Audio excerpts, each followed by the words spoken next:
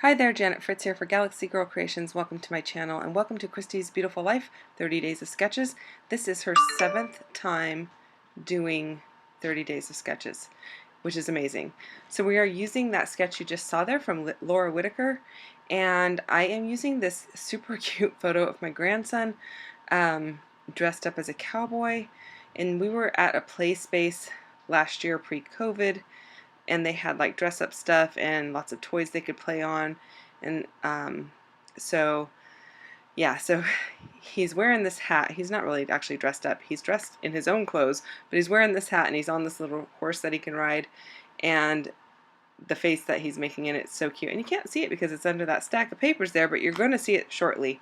I am cutting these papers into 1 inch half-inch strips all the way up to 1-inch strips. And this paper is Cowboy Country by Echo Park, and yes, I did buy it just for this layout. I do have a lot of other like horseback riding photos and stuff from when my kids were little, when we had horses, but I did buy it specifically for this one, so I know it will get used. Oh look, isn't that a cute photo?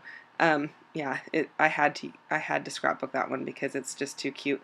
So I am just going to layer up these pieces of paper into strips, and originally I thought I was going to stay more left justified on the paper, but then I decided to go with a centered composition instead. So all of that stuff's going to move slightly to the right, and he's going to be right smack in the middle. So I am trying to kind of mix up the colors. I don't want any two colors that are exactly the same, or any two patterns that are too similar next to each other. So you know, two florals that have similar sized flowers on it would not look very good. Your eye would not be able to differentiate between the two as well. Same with two polka dots that are like the same size. So those are things you want to kind of separate out if you can, and break them up with your other patterns, and that will lead to less confusion for your eye.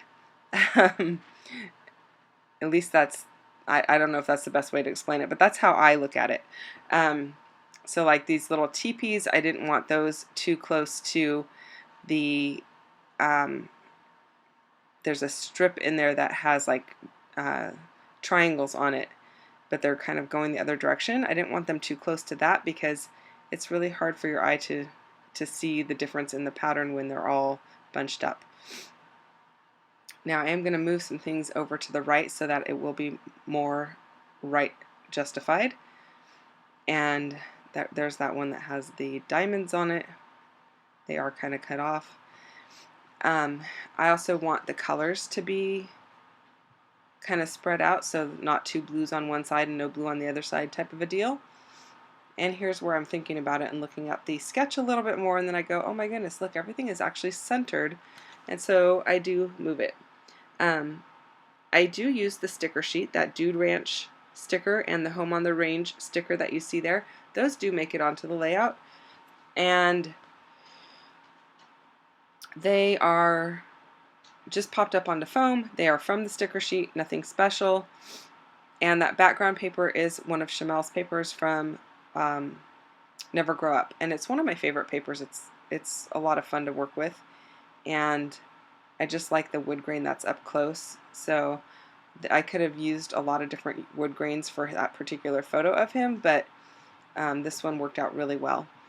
And so there you see I move all of those strips over, and those are not going to stay in 12-inch lengths. Once I get some of the other stuff on there and kind of figure it out, I'm going to trim it down so that they are in varying lengths. And then I found this border strip that looks kind of like leather, and I put that in there, and I really like how that broke things up and added a little more brown. So here's where I'm going to go ahead and trim off the strips. So the best way that I can find to do this is you just tack down the center of all of the strips. You don't have to run your tape all the way down the entire piece to adhere it. You can just do the centers, and that will give you enough so that you can trim it down, and then you can add just a little adhesive to the ends, and it works out just perfectly. You're not trying to pre-plan the lengths and maybe cutting something to the wrong length. Yeah, it's much easier this way. At least for me it is. Okay, so now we have our basic design there. And I do realize, see, I cut one of them a little bit too short, but because it's going to be covered up, it's okay. I can just add that little piece back. And I don't mind that the pieces right above the second D in dude are not showing. There's going to be something else there, so that's okay. And then I did, when I pulled those pieces up, it pulled a little bit of the paper off, so I just added a little bit of brown ink into those white spots so that it was covered. I did trim off about a 1/4 inch off of 2 sides, so I have an 1/8 of an inch border all the way around in white, and that is my favorite measurement. 1/4 inch just gives you an 1/8 of an inch, and I like that really slim border, and I don't know why that is. I know a lot of people prefer a larger border, but not me. I like that little tiny border. It makes it a little difficult to photograph for the stills at the end to get that border in there, but yeah, that's what I like. So that's what I do. I did pull out these 2 star punches. They are a 3D star that kind of has an embossed, it embosses them as it punches them, but I don't end up using them. I end up using just the stickers from the sticker sheet, which is a little bit unusual for me. So, you know, you go with what is speaking to you at the moment, and that's what I ended up liking. So I use this little piece that says Giddy Up, and then I use some little bits and pieces that are like stars. One is a little branding strip, not a branding strip, it's a brand like you would brand a cow with. I like that little piece that says Yeehaw, and then I use a couple of horseshoes. So it's super cute. I don't leave a ton of room for journaling because there's not a whole lot to say, except that we were at a play space and he was looking real cute. So yeah, I didn't really need to leave a ton of room. Let me tell you a little bit about Christy's Beautiful Life. Like I said, she's been doing this. This is her 7th round, and it's 30 days of sketches, and there is inspiration every single day on her channel.